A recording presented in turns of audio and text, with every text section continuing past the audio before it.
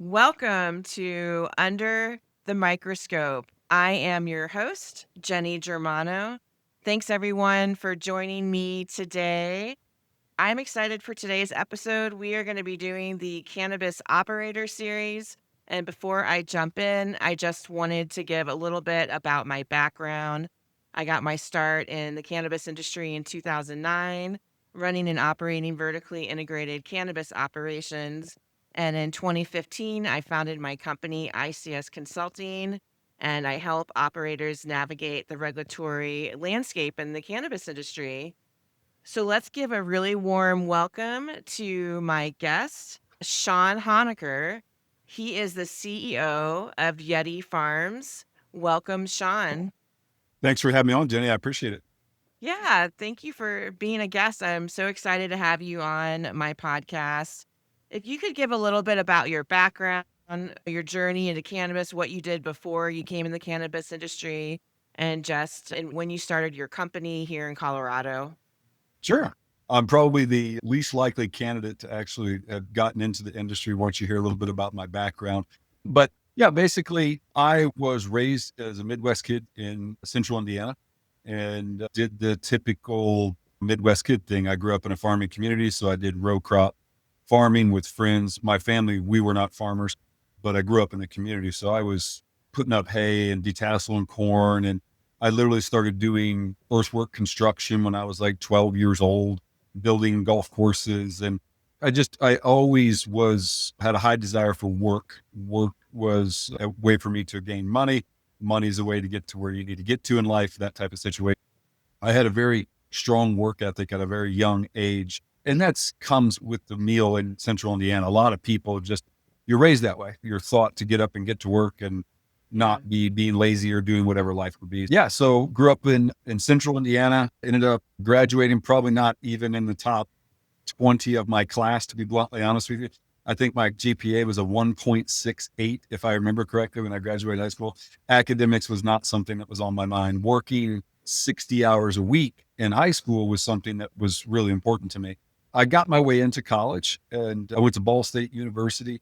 Great school, so fun in Muncie, Indiana. For me, college wasn't about book learning, it was about life learning. And I realized quickly that a friend of mine was going for the same degree I was going for, corporate financial management. And he graduated a year before me and told me the best job offer he had was $28,000. Wow. And this was 1999. So I had been working as an intern at A.G. Edwards stock brokerage firm for 4 years at this point. And I had a variety of mentors there teaching me all sorts of different things about finance, investing. And I listened. For one time in my life, said less than what I actually heard, more than what I said. They were all applauding me. I was making investments early in life into mutual funds and dabbling a little bit in buying stocks and that type of thing. And I worked at a bank full time while I was in college. I went to college full time, worked at a bank full time, interned 4 hours a day, 5 days a week at the brokerage firm. And also, I was a lot boy and a janitor at a car dealership.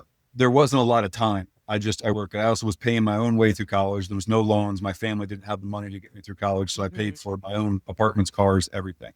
And to be honest, look at this equation of it cost me about 28 grand a year to live and go to school. And I'm only going to that's zero. That's not a good investment.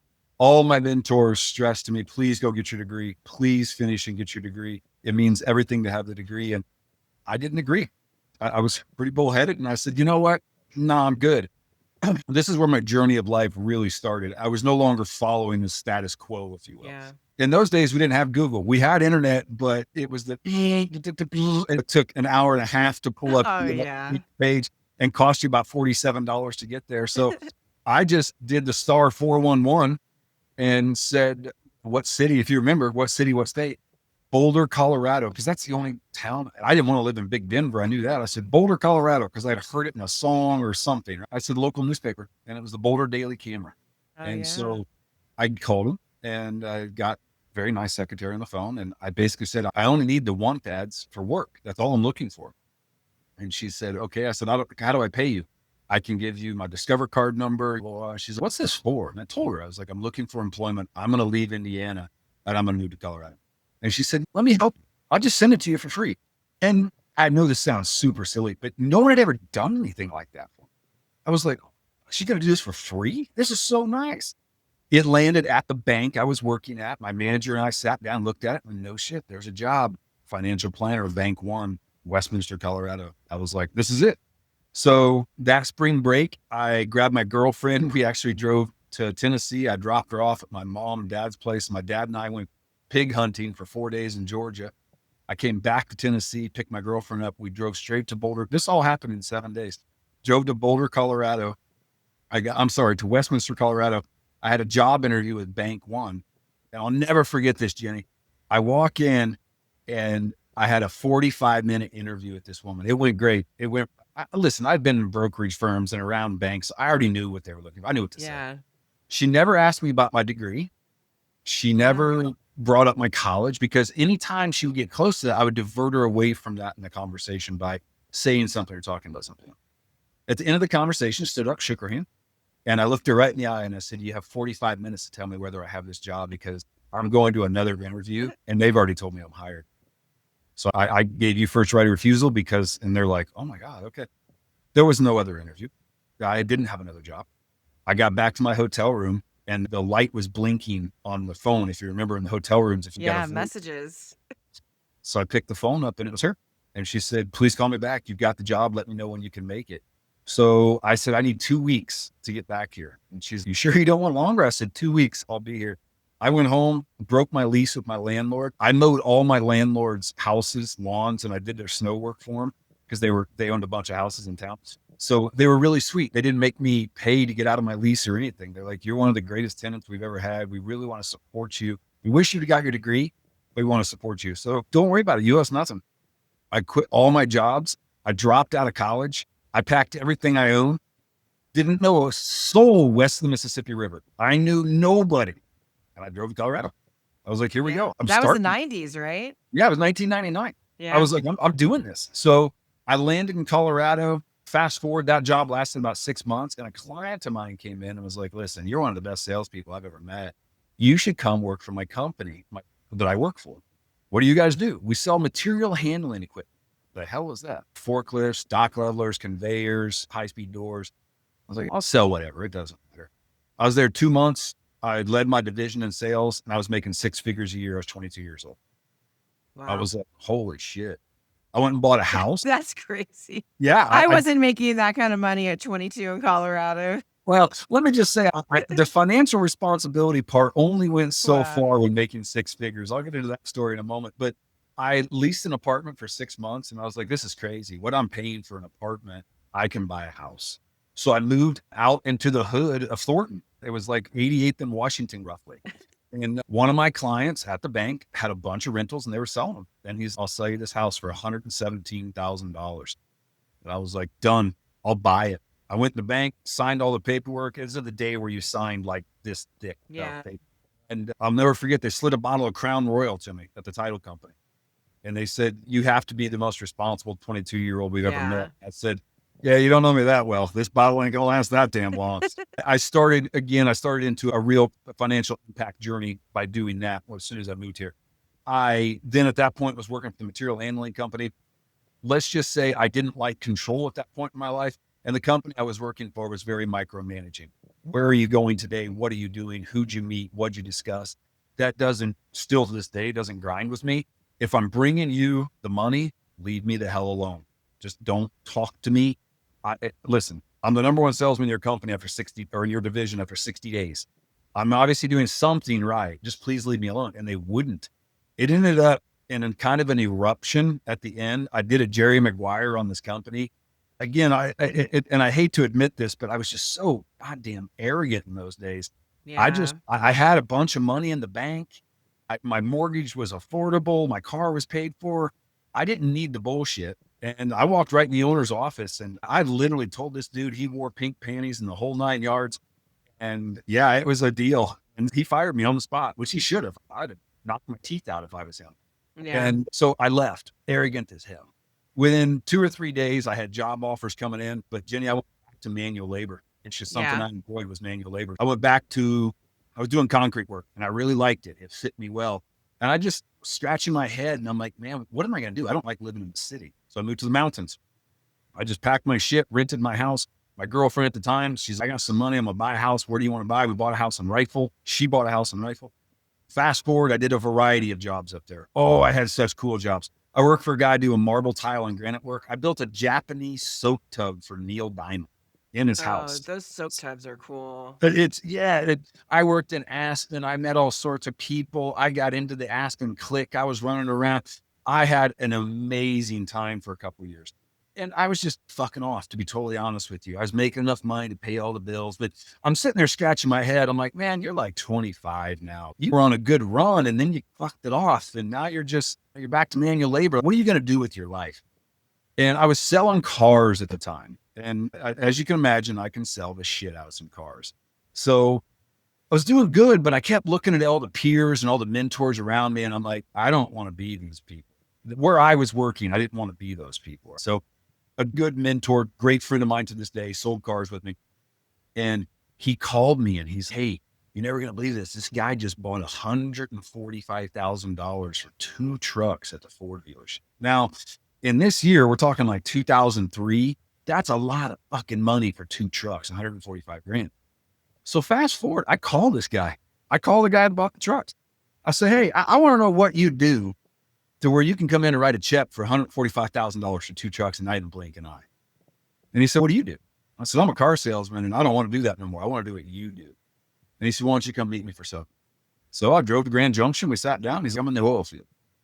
And I was like, oh, oil field? You mean like those roughneck guys, right? Like the drilling, that kind of stuff? He said, that's exactly it. And I'm like, you see one job? I said, shit, you got to start somewhere. Yeah. What do you got? And I was an air jammer is what I was called. We basically ran air down the hole. That's the simplest way to put it. He's like, cool. I'll start you. It was like $14 an hour or something. I'm like, great. So my very first job, I was on a Indian reservation in New Mexico on the Navajo reservation. And we're drilling some holes. And I show up to this place and there's an Airstream trailer with no windows in it, no doors in it, no running water, no heating, no cooling. It's a shell. And there's a mattress in the back that looks like somebody's Civil War bandage. It's disgusting, right? And I walk on the job site and I meet my boss, Dave, I think was, and he's, you're going to sleep in there. And I walk in, look at this. I never even dropped my bag. I turn right back out to my truck. I put my bag in my truck. I said, I'll sleep in my truck. Thank you so much. Yeah. He's like, no problem. Your shift starts in X amount of hours. No training, nothing. Just get your ass over there. The guy will show you how to do it. Old school. I like it that way. So they show me and I become an air jammer. And about the 4th job I was on, the owner's father-in-law was one of the bosses on these jobs. He had a really nice trailer, by the way. Everything worked in his trailer. And he pulls me over to the trailer one day. And listen, if you're on an oil pad, if you're on site and the boss man or any company man calls your name, it doesn't matter what the fuck you're doing. You stop and you immediately run. You don't walk, you run to that trailer. That's what you do. So you don't lose your job, right? So I run over there. And if they ask you to take your coveralls and boots off, you're probably getting fired because you're going to be in there. He asked me to take my coveralls and boots off. Now, the reason I was worried about getting fired was not my performance. The reason I was worried about getting fired is because in those days, the oil field was wild as fuck. It was Bronco buck wild. Yeah. Your dude's literally smoking meth on the floor, like doing rails of coke. Like It's a lot more regulated now, isn't it? oh, you can't Yeah. even. Oh, you don't do none of this shit no more. It was, and listen, I've been around a bit. I knew what was going on, but I didn't expect this at work. Listen, everybody's smoked a little joint here and there, had a little drink here and there. No, this was a fucking party. Crazy. Like it was That's a straight out crazy. party. The dude smoking donks and shit. I'm like, what? That's so dangerous. But I knew that, but Jenny, I just quit my job selling cars. I can't go. Yeah. I'm heading this way. This is the path I'm on. So Dave calls me in, the father-in-law to the owner. Take your boots, okay, cool. So he says, sit down at the table. I sit down at the table. He's got some paperwork in front of him. I'm like, oh God, I'm afraid I'm gonna get fired because I'm not out here partying with everybody else. I was during my work stint, I was straight edge. I wouldn't drink. I smoked cigarettes. That's all I did at that time. He says to me, hey, how come you're not out there doing, now Dave didn't do drugs or anything. He says, how come you're not out there doing drugs? No, sir. Nope. I need this job. I need money. I don't fuck with any of that shit anyway. I just drink whiskey and smoke cigarettes. And he's, but you don't even drink what you're doing. It's like, no, because if somebody calls off for their 12-hour tower, I'm going to work 36 hours straight. I'm going to get that extra 12 hours work. And he's, you know what you need to do? You need to start your own company. You work way too hard for this company to be making $16 an hour, whatever I was making. I said, I don't want a job up here. What are you talking about? He says, no, you're fine. You have everything it takes to go run. You're smart, man. You're really, these guys out here are idiots. You don't need to be working with these guys. I'm like, I like these guys. And he's like, yeah, because you're smarter than all of them. That's why you like them. And he had a point. And I was like, what do you think I should do? And right then, like God's sending us a message. A water truck pulls up on the side. Now, this isn't like what you think a normal water truck. This is a 10-wheel semi with a 3,000-gallon water tank on the back, and you can suck water and pump water and mud and all sorts of different fluids. He said, I don't know, go talk to him. Okay, so I slip my shit on, I go around, throw my pen and paper. Hey, how much do you bill an hour? How much fuel is this thing? Like every question I could think of. This poor employee is like, who the fuck are you? And so I'm answering all, I come back in, and in 5 minutes, I build an entire spreadsheet on paper. Oh my God, you could make serious money doing this. And he's no shit. Fast forward, I'll cut to it. I can't believe all this since before your cannabis journey. Yeah, That is yeah. crazy. So I go home. I end up interviewing. I'm driving home. It's 5 hours for me to get back to Rifle, Colorado. It's 6 hours, something like that.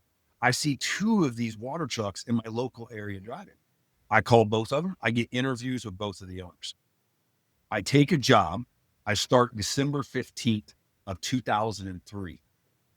I walk in. It was super. The guy that trained me was literally a Marine drill sergeant retired. His name was Sarge. He was awesome. Every day in the last hour of work, he would drink 6 beers on the way back to the yard in his truck, in his semi. 6 beers in 1 hour every single day. This was a different world. These people, it was crazy. The amount of drugs and alcohol that were being abused in those days were bonkers. Yeah. And so I'm like, this is easy. This is going to be another low hanging fruit for me to pick. I knew in the first day what I was going to do. So I went to the owner after 2 months. No, after 4 months, I'm sorry. I went to the owner and I said, hey, here's the deal. I'm going to buy a truck and I'm going to do the same thing you're doing. He had 40 trucks. We can compete or we can work together. It's your choice. Fast forward. I have 72 employees. I work 365. I'm doing $6 million a year in business. I had bought a piece of land, subdivided it, annexed it into a town through telephone pole annexation clause, taken it from agricultural to industrial commercial, built a 10,000 square foot shop, an industrial storage yard, and an industrial truck wash. And I was 28 years old. So I had a contract on the table where I was going to make $14 million the next year in billings is what I was going to do. So for my 30th, it was 28, 29. For my 30th birthday, we would have billed 14 million for the year. No partners, no investors, all me. And I had people that would put money in my company. They would put in 200 grand. I'd go buy a bunch of equipment. I'd pay them back super quick. And the reason I had this reputation was when this all started, my first truck I wanted to buy, the guy I went to work for actually bought it. It's a long story of what happened. I wasn't going to allow him to do that, but he was not going to allow me to go to work unless he bought the truck. It was $54,695.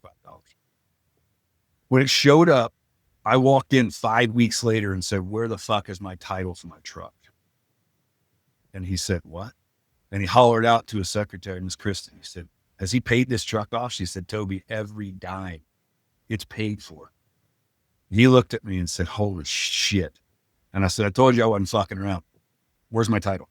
And he gave me the title. And that was it. That started it. I was like, I'm going to just keep working 24 hours. I used to work 41 hours straight in my truck, go home and sleep for 8 and work 41 hours straight again. Sleep for 8. I did this for years, Jenny. Before I knew it, I built a big shop. I had all these employees. 2008 comes along. Oh, in the middle of all this, I gave up drinking. Before I started the trucking company, there's one key little note I don't want to get too much into because it's a long story. I found myself homeless. I made some bad choices, and alcohol was a big part of my life and was helping those bad choices.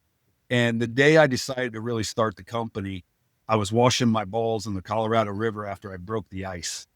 And I was like, this sucks. Yeah, This not rock. Like a few years ago, you were a financial planner for Bank One. Now you're washing your balls in the river and like drinking a fifth of liquor a day. What the fuck? What? This came off the rails, bro. You got to get your shit together. And basically, the only way I was going lower is to dig a hole for myself. So I'm like, I'm making this worse. I got to stop digging. I got to climb out of this hole.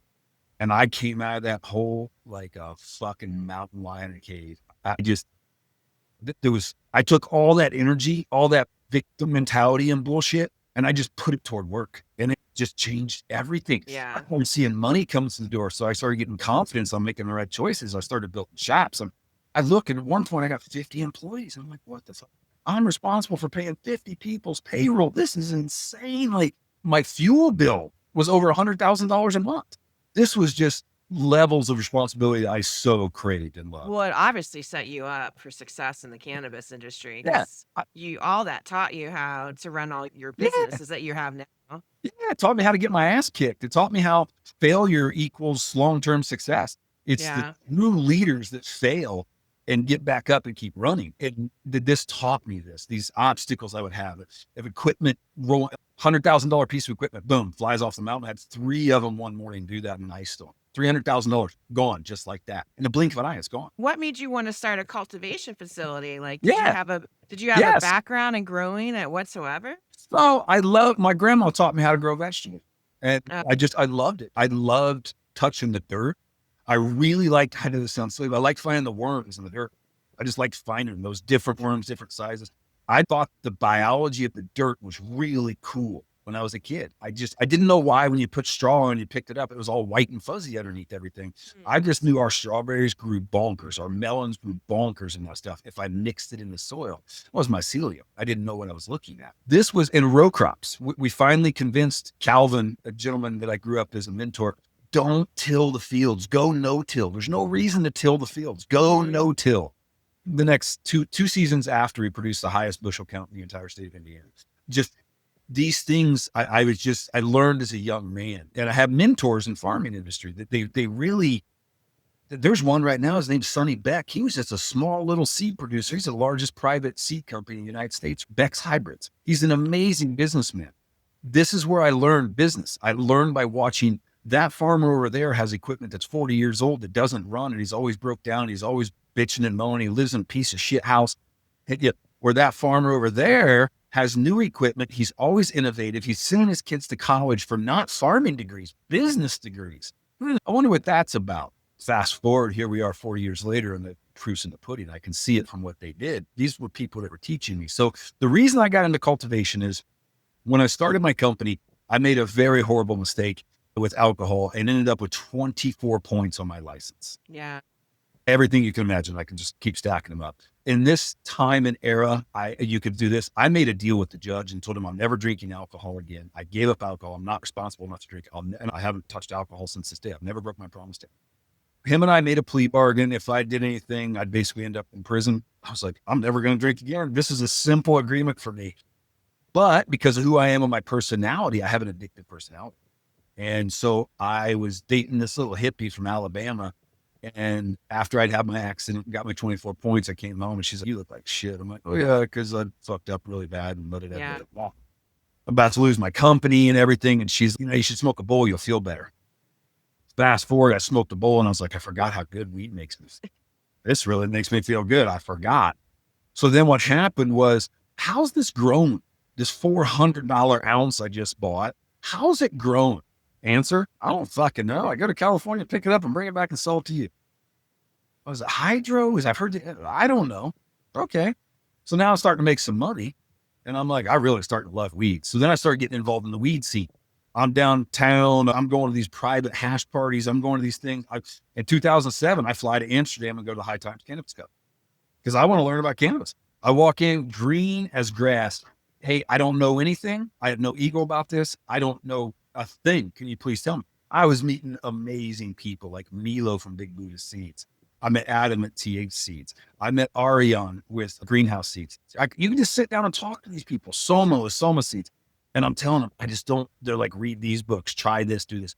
I flew home, brought a bunch of seeds, started cultivating in a BC Northern Lights bloom box. It's a big file cabinet I bought in Surrey, British Columbia. I was like, oh my God, I'm big. Now this isn't big enough. You got So bit. I went on Thanksgiving Day. I had a shipping container up on I have a beautiful ranch in Western Colorado and up on the side of a mountain. My log home, it's everything I ever wanted in my life. It's my dream place. And I just took a track hoe and started digging the side of the mountain. I buried one shipping container, a Connex box, 40 foot long, 8 foot square. Ran power to it, started growing. In just 10 feet of it, I was growing. Fast forward, that turned into 3 shipping containers. Now I'm producing 18 pounds every month. Now it's turning into, holy shit, I'm going to go start selling this to dispensaries. That turns into, it costs too much money to grow indoor. A lot of these guys told me about outdoor cultivation. I should try outdoor cultivation. Oh my God, I just grew 250 pounds on 40 plants in my backyard. Holy shit.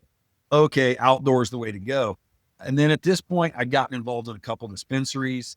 I'm not a good partner at this time of my life. I'm not a good person to partner with. I have my beliefs, and you are not going to change my opinion. So those partnerships dissolved, and Pueblo County allowed outdoor cultivation. Yeah. Okay, fuck this. I'm doing outdoor my way. At this time, I become a hydrocarbon extractor. I bought so much in butane that the CEO of Air Liquide that bought air gas out there out of France flew from France to Glenwood Springs, Colorado, where we met. And he sat me down and said, you're the largest consumer of N-butane in the United States by a magnitude. You have bought 1,000 plus tanks from us. What? Or that's 100,000 pounds of gas. He said, what are you doing? So I told him, and I was like, you better not raise the prices on me either, asshole. So they did. And I dropped them. I went to a different supplier. So I started blasting butane. And the reason was, it was like getting rid of 250 pounds of big bulk, as you've seen, 250 pounds, that'll take up a whole back of an SUV, 250 pounds. Melt that down. Now I've got a few jars. It's so much easier to transport. It's so much easier to move. So I became super big in the hydrocarbon game. And instead of taking my crops and drying them and trimming them and then getting them perfect and making them look like perfect buds, I just dry them and strip them and just crush the whole thing and melt it all into extract. I made more money. So my business plan, when I started Yeti Farms, the reason Yeti name came up, throughout my life, I've been called some form of Bigfoot, Sasquatch, Yeti, something for a variety of years. So Yeti being well, you're tall. Yeah. And I'm a hairy guy. It's just the elusive Yeti kind of became okay, I'll just call it Yeti Farms. So I started Yeti Farms in 2014.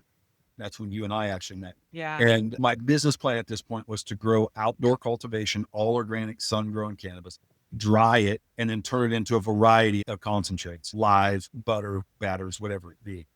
What I didn't think of in this business plan is, wait a minute, I'm putting the money out for the cultivars to do the propagation for the clones.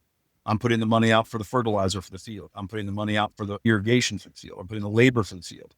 I've got the whole summer paying for labor too. At those days, we weed whipped and we pruned plants and we did all sorts of shit. And the fall, I've got labor for harvest. Then I've got to test it. Then I have to extract it. Then I have to package it. Then I have to label it. Then I have to store it. Fuck, I'm out $1 million+ before I ever turn around and make a penny. Your overhead. Way overhead. And I had money, but I was like, I'm going to burn through this one. I know I'm going to burn through this one. So I had no partners, no investors. I still don't to this day. No partners, no investors. It's just easier to operate on my own. And I started looking at this and I'm like, okay, the concentrate thing, I'm going to have to start contract extracting to keep up with money. At that time, because of regulations, you couldn't even extract anybody's weight with your own. But I did a PUD when I purchased this 55 acres in Pueblo, a planned urban development.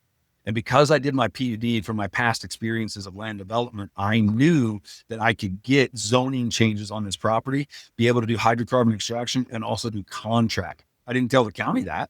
I knew what I got. They didn't know what I had. So they tried to enforce, you can't extract anybody's product but your own. I was like, this document that you sign and approve says differently. And they're like, fuck, he got me. And I'm And this like, is this is the beautiful farm you have right now. yeah, this farm I'm sitting on right now down Pueblo. So I start doing contract hydrocarbon extractions. That's really what kept the cushion underneath everything. I had a really simple business plan in those days. Numbers have changed, but it's $400 a pound to extract it. I don't give a shit if you get 2% return or 25% return. It's same money for me, a little bit more packaging is all it is. So I had a lot of people like that. By the time they sent me 10 pounds, they knew it was going to be $4,000. There wasn't this guess of what's the bill going to be because he's charging per gram. So we had a lot of success in that. Then we started making different SKUs here at Yeti Farms. We started with vape pens. We started down that road, and hardware in those days was not good hardware. So what happened is we were one of the first companies to do all botanical cannabis extracted terpenes. We have a very unique process. My general manager, DJ, who's been with me for almost 8 years now. He is a master extractor. He is unbelievably good at extracting and overthinks everything to the point of it's almost a fault. But he figured out how to make water terpenes different than the distillation process if anybody else had. So we were taking distillate, adding true cannabis terpenes back to it. But the problem is those terpenes are so corrosive, they were eating the hardware inside of the C cells and they were leaking. I like out of 10,000, I think we got 3,000 plus returned. Then I was like, oh no, we ordered another 10,000. The same thing happened again. I was like, we're out of this game.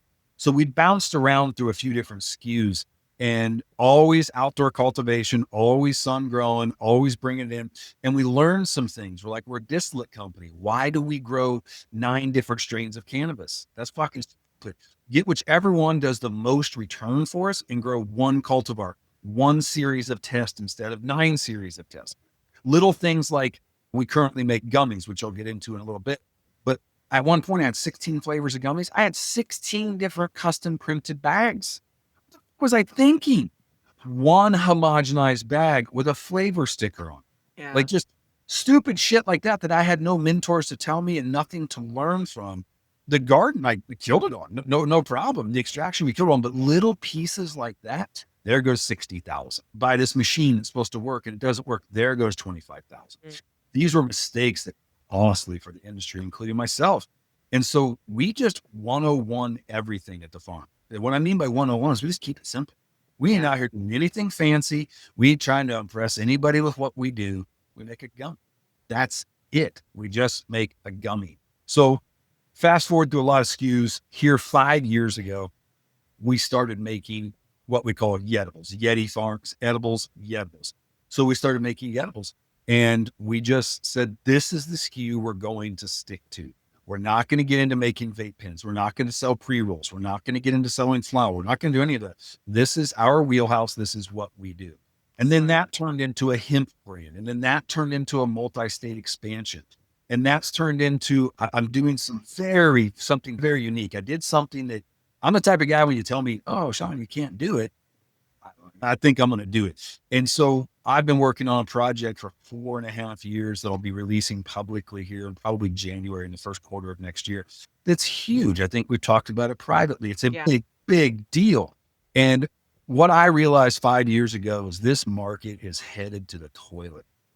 2018 was our key year. We nailed it in 2018. It was like 2.3 or $2.4 billion sold in the state of Colorado. And since then, we've been on a steady downward slide. Yeah. And because of my financial background with AG Edwards and working at the banks, I looked at a lot of business plans. I looked at a lot of business numbers in my life. And I'm like, holy shit, this isn't going to work. This long term isn't going to work. We're not going to make the funds needed to keep this Yeti Farms or this industry even moving in the correct direction. The only people that are going to make it are people that are borrowing money, which we do not do. We don't borrow money. Yeah. Or you have enough in your back pocket just to keep funneling just money toward this.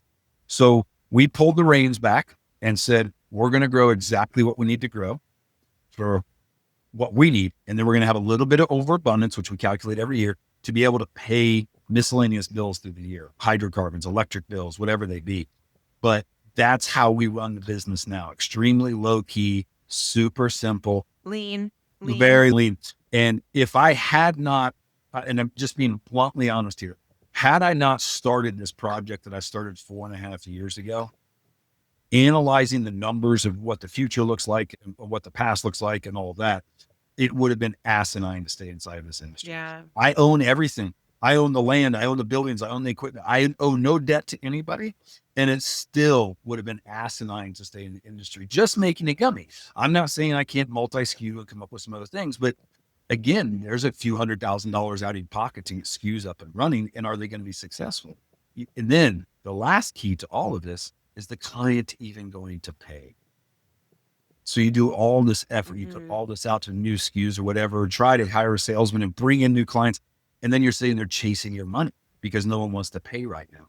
So our industry has unfortunately just beat itself to death, and literally beat itself to death. You're looking at MSOs, the top 5 MSOs owe collectively over $5 billion on January 1st of 2026. There Mm. is no way they're going to be able to afford that. If rescheduling or descheduling does not happen, Yeah. you're going to see serious faults in those companies. They're linked to how many stores and how many vendors are in each store. They're just like me, just some Yeah. small guy that It's just threw it true. out and just, what's going to happen to us? I can tell you exactly. We're going to shut our goddamn doors because I got a friend right now that's owed $695,000 in the state of Colorado to his vendor. Or he's a vendor to the clients that he sells. Yeah. $700,000. The only reason they're able to keep it alive is because he has the funding to be able to keep that going.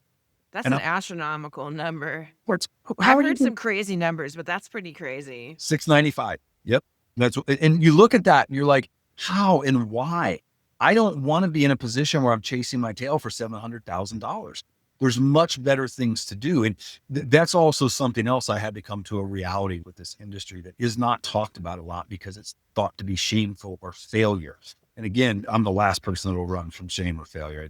I've learned a lot sitting in Well, I both. try to highlight that on my podcast. I think talking about the challenges is really important for the people who are listening, who are thinking about getting into this industry. You have to come in with wide eyes open Yeah. and you have to be rooted in the reality. Colorado, look at Colorado. We're a good example of what potentially could start happening in these other markets. And I was going to ask you too, is what's your experience been in these new emerging markets? Because I know you've gone out there and hit the pavement in different states. Yeah. So your biggest challenge, I'm going to tell everybody right now, is getting paid.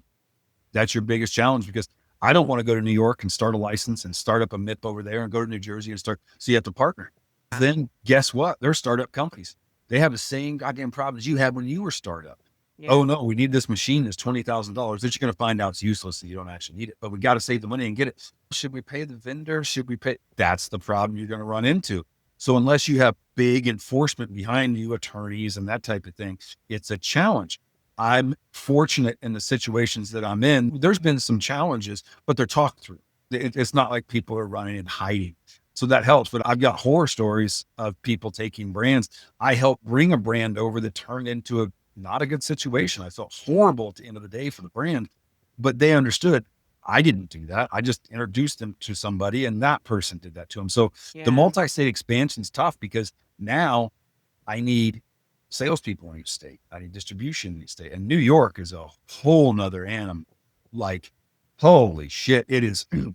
There's so many lines of levels that people have to touch and pull their Yeah. $2 off and their 50 cents off and their $3. It's just Jesus Christ. That's why you're paying $70 for a vape pen. They got sold to somebody for 16 because it just keeps stacking up and stacking up. So it's a different business over there, much more business, very quick too. I've spent a lot of time in New York. I'm fortunate enough. I dated somebody there for years and years. So I understand the game, but it's a big, on the East Coast, it's a big boom right now. Like Colorado, Yeah. it's boom, everything's selling and we're selling for killer numbers and we're making profit. And I hate to be the bearer of bad news for everybody, but I keep telling them, like, guys, this isn't going to last. You had better save your shillings. You had better not buy that extra thing that you really don't need right now. There's a lot of vanity that's caught up on that East Coast. And the second I someone know. makes 6 figures, they're like, I need a Mercedes. I've got to move to this neighborhood. And I'm like, no, you're not going to be able to afford it in 12 months. Don't do this. It's been an education from my side because I have so much control in Colorado from my manufacturing, vertically integrated to wholesale. You basically, I don't want to say you lose control, but you kind of lose control. You're not over there watching people make your gummies. You're not It, watching them package. yeah. It's out of your hands. So it's a new animal. It's a new area of business to learn in and expand my knowledge. And again, back to the thing of Colorado, I had to start analyzing Colorado and being like, this isn't going to go where I want it to go. This is my main source of income. And I have other businesses I operate. I have land investment companies where I'm landlords of properties that bring in income and that type of thing. But even with all that being said, at this point, currently, I am in the middle of a 35-acre subdivision.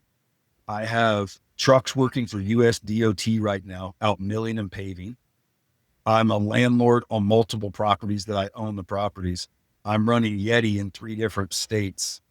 Now, granted, I like business and I do enjoy working, but to think that you're only going to run a single business in the cannabis industry in the state of Colorado, and that's going to supply you with what you need enough to be able to continue to grow toward the future, you out of your fucking mind. It ain't going to happen. Yeah, it's There's gonna be no money. challenging. There's just no money. We pay payroll. I just shit $20,000 for licensing. Twice a year, I got to shit $20,000 for licensing. And it feels like they're back to back. There's 6 months between them, but it's like I pay one and instantly it's, oh, 20 grand. And people are like, 20 grand, what's that? You got to listen. I'm down to 17% of my sales from my peak. 17%. Can you operate your business on 17% of what you were doing at your peak? Why you should have saved more money? No, we did save money. That's how we have no debt. That's how we don't owe anybody. We paid everything. So I love and have a passion for this industry. And like I said, I have a much larger, I'm playing a game of chess right now with this game versus checkers. And I have large long-term plans for this entire parcel of property that I have down here that include what I'm working on for my project. So with that being said, that's why I'm hanging on. Yeah, If it wasn't for that, I would have pulled the licenses on Yeti, shut the company down, or just let someone else manufacture the gummies for me, like a Workhorse or something like that. That's a yeah, good company. Let them manufacture, let them distribute, and they send me a check every month for what I get. Maybe do that. But that's a reality a lot of people don't want to look at. They don't want to admit that the business is literally on its knees begging to be able to, for money every damn week and trying to make it through. They don't want to tell you that because they look like a failure when they do it. It's a reality. Right now, if all of a sudden in the state of Colorado, 4,000 car dealerships showed up to sell cars tomorrow morning, the used car market's going to go to shit. And yeah, if you hang on, you're losing money. Sell it. Wait for them all to leave and come back. So it's a long-term strategy in this game. And it's always been that for me. It's a long-term game. Don't get me wrong. Someone walked up tomorrow morning and paid me the money. Sure, you can have it. It's sold. But I'm not married to this. But this has always been a thing where I know and respect the plant enough that if you ask too much from her, she'll never produce and she'll lock out on you. So I just kind of coast along and keep things going. And the consulting gigs are done. No one's hiring for consultings to come in and teach you how to grow or do things like that. And now if they do, it's a total disaster, right? The place is just a dumpster fire when you show up. Employees are hating each other. There's bugs everywhere. It's holy shit. It's turned into a very interesting industry nationwide. And rescheduling, I think, will help knock down some of the large roller coasters going up and down. You yeah, drop 280E off, so the retailers now will be able to actually make a profit on doing this. But the retailers are making a profit. That means that the wholesalers are going to end up selling more product. So I see rescheduling or descheduling as a huge possibility to move forward. And I've been a proponent of it for multiple years. yeah, me too. Yeah. That's quite a journey, and thanks for sharing and being honest, actually. Yeah. I really appreciate that. That's gonna help somebody. I think it's important for people to pull the wool off the eyes Mhm. and to say, "Hey, here's some realities of the industry." It's so easy for people to get caught up in the fame or the glamour or the money and the green rush, especially in these new emerging markets, and I think it's important for them to talk to operators in these more mature markets and to hear what's going on with them in that market and those challenges going on. Because what I see happening is it does end up happening. I watched it happen in New Mexico. I watched it happen in Michigan and in the free markets, not the capped. Missouri is very capped right now. Yes. But in these free open markets, I'm seeing the same thing happening. In New Mexico, it happened like literally within 2 years. Just like that. It was so rapid in New Mexico. I mean, Yep. I think they're in worse shape than Colorado right now, They are.